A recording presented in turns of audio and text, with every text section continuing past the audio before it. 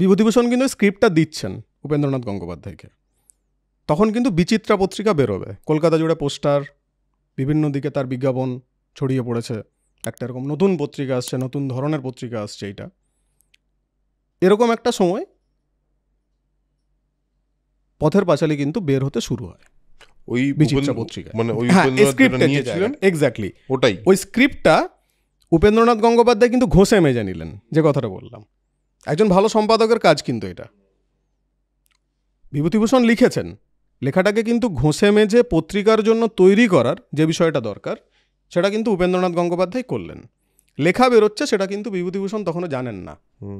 এবার বিভূতিভূষণ একদিন ঘুরতে ঘুরতে কলকাতায় এসছেন, কলকাতায় এসে বিচিত্রার অফিসে গেছেন, দেখেছেন কোট প্যান্ট পরে প্রচুর লোক বসে রয়েছে, একটা খাটো ধুতি পরে লোক এসে, যা হয় আর কি, ছোটো করার একটা টেন্ডেন্সি আর কি, লুকসের ওপর একটা জিনিস নির্ভর করে।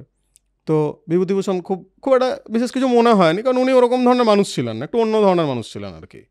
তো বিভূতিভূষণ চলে যাচ্ছেন, তখন উপেন্দ্রবাবুর সঙ্গে দেখা, উপেন্দ্রবাবুকে জড়িয়ে ধরছেন এবং বলছেন তুমি পারিশ্রমিক নিয়ে যেও, এটা করেছেন। আবার বিভূতিভূষণের বাড়িতে সজনীকান্ত দাস যাচ্ছে, পয়সা দিয়ে বলছে আমি কিন্তু পথের পাঁচালী বই আকারে প্রকাশ করবো, তুমি পয়সা রাখো। সৎ প্রকাশক কিন্তু তখনও ছিলেন। এই যে সৎ সম্পাদক যদি বলি, যিনি কিন্তু কোনো রকম কোনো মাধ্যমে যাননি, উনি কিন্তু লেখাটাই পড়েছেন এবং লেখাটা ছেপেছেন, এই রিস্কটা নিয়েছেন। ঠিক, এই রিস্কটা মানে এখনো আছে বলছো তুমি, এরকম সম্পাদক এখনো আছে, প্রকাশক এখনো আছেন।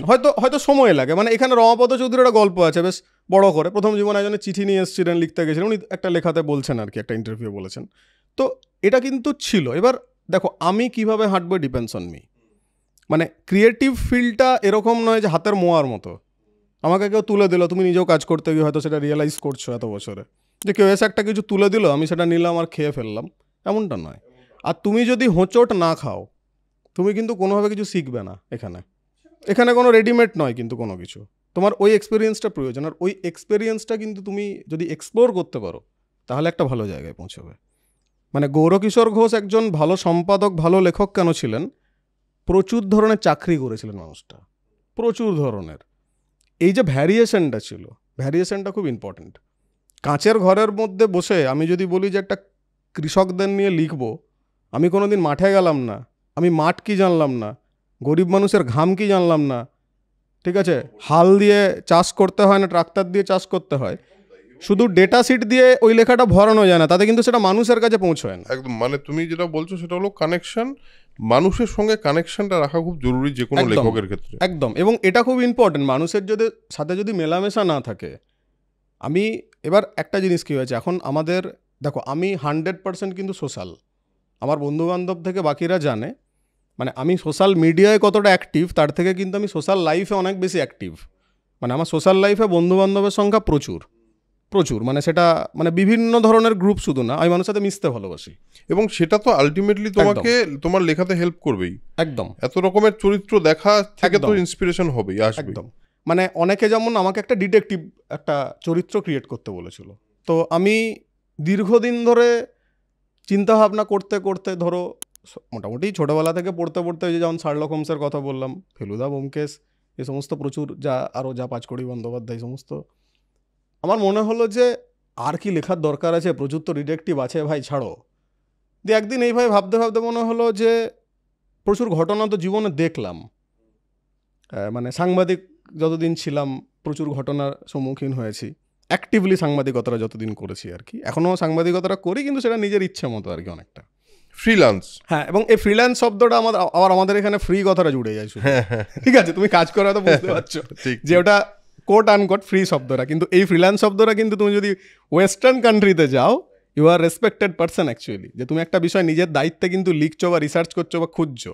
আর আমাদের এখানে it's a coat unquote free, মানে তুমি 3 মাসের জন্য কাজ করবে, 1 মাসের জন্য কাজ করবে, এটা হবে না, এটা তোমার ঠিক পরিচিতি থাকতে হবে, খাপে মিলতে হবে, তবে তুমি সেই কাজটা করতে পারবে, নচেত করতে পারবে না, ঠিক আছে। মানে তুমি নিজের দায়িত্বে সেই কাজটা করে গিয়ে বললে, সেটা বলবে না আমাদের না এটা পলিসির বাইরে চলে যাচ্ছে, ফলে ওই কাজটা কিন্তু তোমার জাস্টিস হবে না কাজটার, বুঝতে পেরেছো তো? তুমি এখন ইন্ডিপেন্ডেন্ট কাজ করার মানে একদম পক্ষপাতী এবং অনেক স্বাধীনতা আছে, এবং তুমি সাংবাদিক জীবনে যে সমস্ত জিনিস দেখেছো তাতে ডিটেকটিভ নিয়ে, হ্যাঁ। তো এখানে দেখতে দেখতে আমার মনে হলো যে একটা ক্যারেক্টারে জন্ম দেওয়া যাক, তাহলে দেখি, জন্ম দেওয়াটা তো একটা কঠিন কাজ এবং সেটাকে অন্যভাবে ভাবতে হবে। দিয়ে ভাবতে ভাবতে মনে হলো যে ঠিক আছে, আমি নিজে তো সাংবাদিক ছিলাম, ডিটেকটিভকেও তাহলে একটু সাংবাদিক গোচর বানিয়ে দিই। তাহলে যেমন ক্রাইম জার্নালিস্টকে ডিটেকটিভ হিসেবে প্রজেক্ট করলাম এবং তার ফটোগ্রাফারকে ডিটেকটিভের অ্যাসিস্ট্যান্ট দিয়ে রুদ্রেশ রায় বলে একটি ডিটেকটিভ গল্প লিখলাম এবং সেখানে 4টে গল্প আছে। ফার্স্ট এই বছর 2 আগে ওটা বেরিয়েছে, এবছর চেষ্টা করছি সেকেন্ড পার্টটা যদি আসে। 4 ধরনের গল্প আর কি, ঠিক আছে। তো এটা মানে আমি যদি বলো যে এই ক্যারেক্টারটা স্কেচ করতে আমার কিন্তু সময় লেগেছে, আমি হিট ফ্লপে যাচ্ছি না, কিন্তু আবারও বলছি আমি কিন্তু ক্যারেক্টারটা যখন ভেবেছি যে একে আমি কিভাবে মুভ করব, এটা খুব ইম্পর্টেন্ট। লিখলেই হয়ে গেল এমনটা নয়।